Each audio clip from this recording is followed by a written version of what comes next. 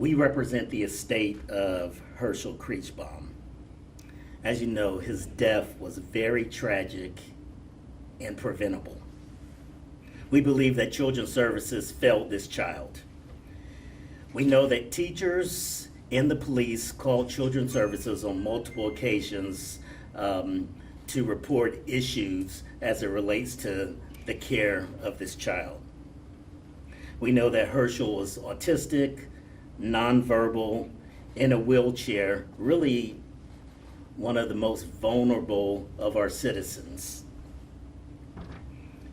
I really thought that Children's Services learned from the Dakota Collins case. I guess not. What we're going to do is we're going to honor Hershall's memory by holding Children's Services accountable for failing this child. This should not have happened. Again, this is a failure on Children's Services. The agencies that are supposed to protect these children aren't doing what they're supposed to do. We had legislation passed that was supposed to help fill in the gaps that would prevent this from happening, and evidently it didn't fill the gaps. But we know that those that are supposed to protect this child, those that are supposed to keep this child out of harm's way, didn't do their job. And as a result, he's dead. And again, we're going to hold them accountable for this tragic loss. I didn't introduce attorney Robert Gresham. Robert Gresham is one of the attorneys also that we're going to make sure that we hold Children's Services accountable. Really, we are still investigating. There's been a lot of information that keeps coming in as it relates to what failures occurred through Children's Services, whether that was Montgomery County Children's Services, Clark County Children's Services. So we're still trying to piece together what specifically happened to this child and what gaps there were in the system that still need to be filled to prevent this from happening. We really thought that Dakota's loss, we were hoping that would be the last loss as it relates to the failures of Children's Services, but that wasn't the case. So we'll take some questions. You mentioned that you've gotten calls from teachers. Are those Weston Elementary teachers that have reached out to you, or? Yes, and again, we're still investigating. We've had multiple phone calls by multiple people that have information related to the calls and contacts with Children's Services and how they just didn't follow up and do the things that were needed to protect this child. What's going to be different about this investigation compared to the criminal investigation? What's going to be fundamentally different about the two? Well, Sure. The things we have to prove in a civil case are totally different than the criminal case. Not totally different, but it's going to be more wide-ranging. We have more tools to hold bad actors accountable, I think. Sometimes the bar for prosecutors to reach is a lot higher than what we have to reach, and we have the time, we have the resources to really hold these folks accountable, and we have the passion. We're both fathers. We have sons. So this isn't, we're mourning Hershall here today, but we can't take that hat off either. So we're passionate about this. We're not going to stop pursuing justice in this.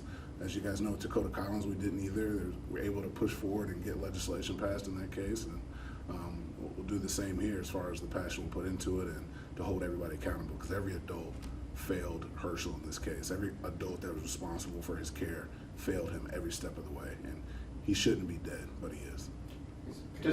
Go ahead. I'm sorry, yeah, just real quick, do you know when you would file a civil lawsuit? Would that be the end of the independent investigation, and are you confident that you will be filing a civil lawsuit in the case? Yeah, we're still investigating, so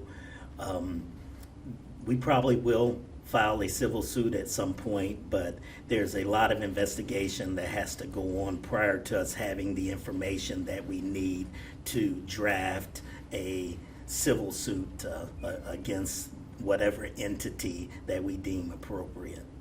And that would be a wrongful death lawsuit, right, Michael? That's correct. It would be a wrongful death lawsuit.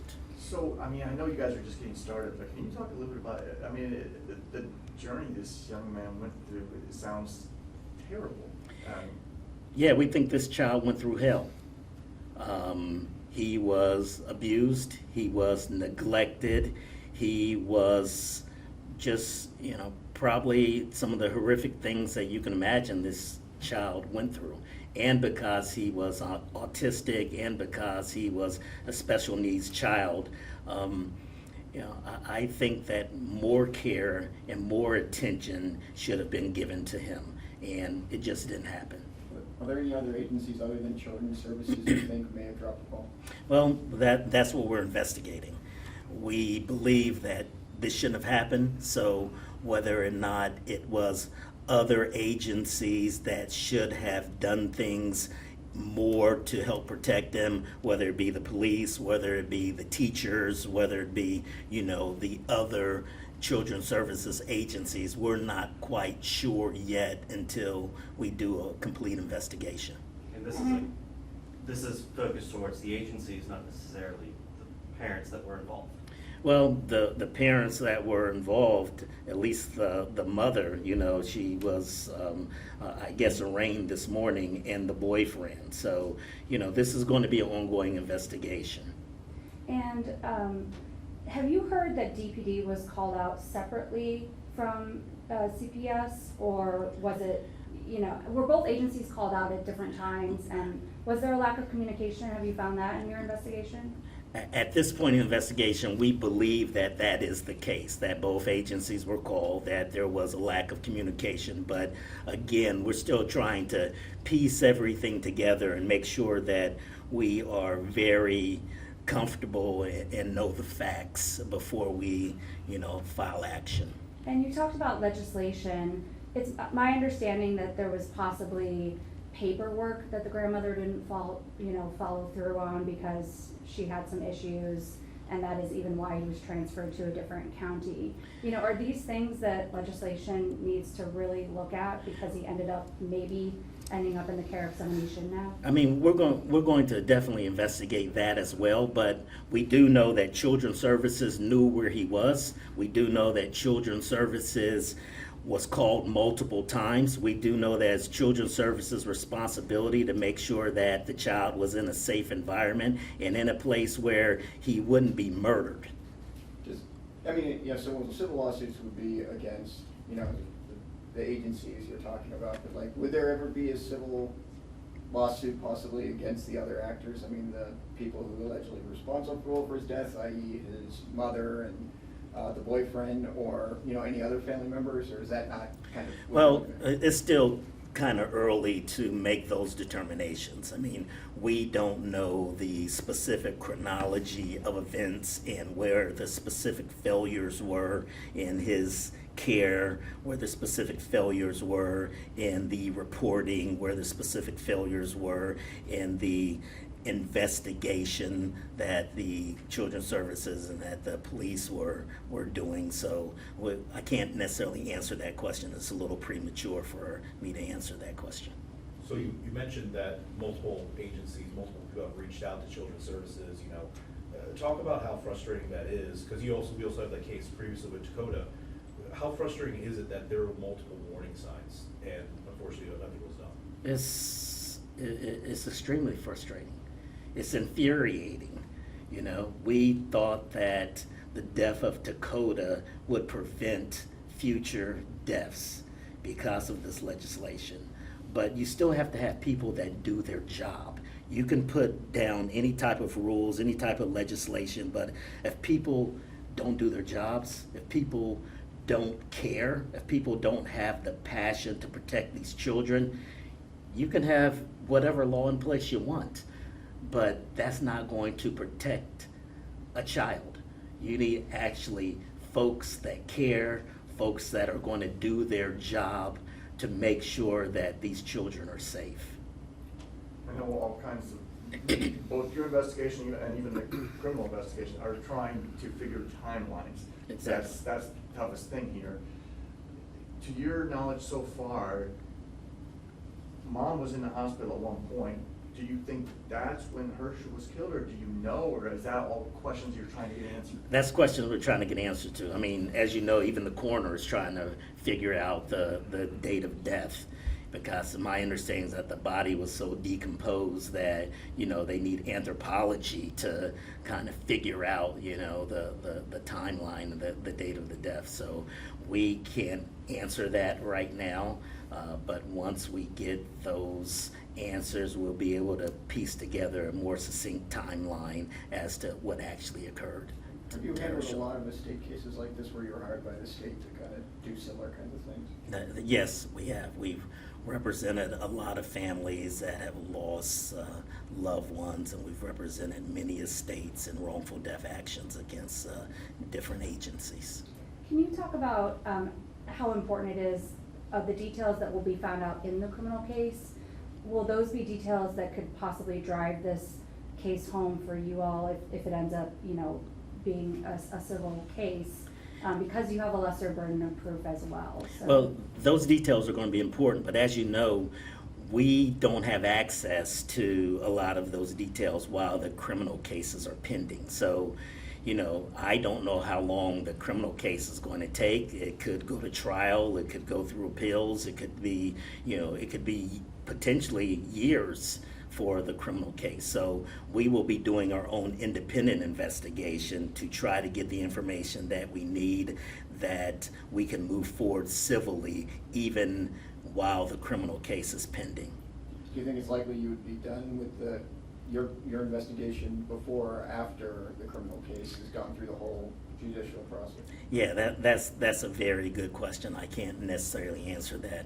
We do know that there have been many cases that we've had where we've finished the civil case prior to the ending of the, you know, the criminal case, but we just don't have enough information yet to make that determination. For this case, what do you think justice looks like? That's a very good question. I thought that in the Dakota Collins case, that justice looked like this wouldn't happen again.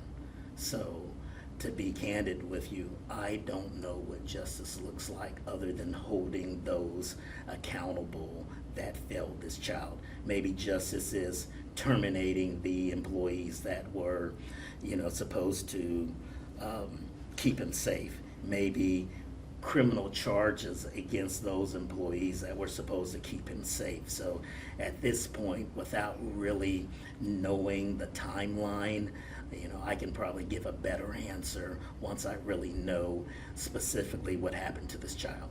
And talking with the Creachbaum family, kind of building off of this question is, what's something that they want out of this case? Like, what's the message, with your conversations with the family, what's the message that they want this case to result in? Well, they want to make sure that this doesn't happen to another child, you know, but that's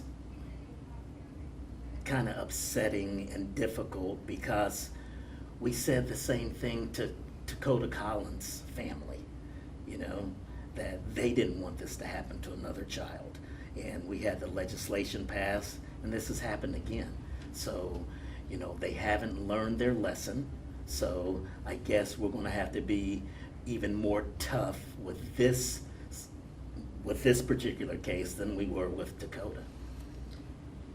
Talk about whether, is there any limit, as you go through your investigation, is there any limit on the number of people you could name in a wrongful death lawsuit? You can name agencies, individuals, whoever you find that you think played a part, right? Absolutely. We can name as many individuals as we believe had a hand in or a failure in, you know, Herschel's care. How long do you expect to have this case continue going forward fighting for this case? That's a great question. I don't know how long it's going to take us to finish our investigation. So once we finish our investigation, then we'll have a better sense as to what's next, whether we file a lawsuit, whether or not, you know, and depending on our investigation, there could be criminal charges against, you know, employees. So I'm not sure, you know, right now exactly, you know, how this is going to play itself out. One of the things, we talked about changes in law after the Dakota Collins case, but the law is still, you know, these children's services agencies won't even confirm or deny they have an investigation open in so many of these cases. Is there a possibility that that state law should change? I mean, I understand that they can't talk about specifics because of privacy, but to not even be able to confirm whether they have an active investigation, seems like that might be something that. No, absolutely. I mean, will there be new legislation as a result of this case? There may be, you know, depending on what holes we find, you know, through the investigation as to, you know, why the system failed this child. So you're right, Mike. This could be additional legislation. It could be more criminal penalties resulting in, you know, employees getting actually criminally charged for not doing their jobs. Can you just speak, is it concerning that this involves more than one county's CPS system? So is that concerning that you're not just dealing with possibly one county not protecting children or not communicating or failing in their jobs, as you put it? Is that concerning that this is widespread? Yeah, it's concerning that there are multiple agencies not doing their job. And that was really the point of the Dakota Collins, you know, the law as it relates to Dakota Collins is having all these different agencies speaking to one another, kind of coordinating, you know, the efforts to protect these children, and that didn't occur. So, yes, it's concerning, and it is troubling because, you know, we've already seen this happen, and we thought that steps were taken to close the gap so that this wouldn't happen again, and it happened again. So Michael Kendrick has a long criminal history. Is there an air of frustration that there's potentially a failure of the legal or reform system that he was even able to be in the same household as Hershall? And yes, I don't know his background completely, so, you know, I'm not really sure of his criminal history, but that will be something that is investigated. And, you know, candidly, that's something that Children's Services should have taken into account. If they come out and he's there in the house and it's been reported that he was heavily intoxicated and things of that nature, that should have been taken into account. Anything else, guys? That's it. Thank you very much. So thank everyone for coming out. And I really appreciate what you guys do, because this is a joint effort on everyone to keep these kids safe. You know, it's not, I really appreciate you all's handling this and your reporting, because we want to make sure these children are safe, and to hold these different agencies and different individuals accountable, that's what we all have to do together, because, you know, it takes more than just, you know, us sitting here to hold these people accountable and make sure that they are doing what they're supposed to do. So I do appreciate, you know, your journalistic efforts. So thank you.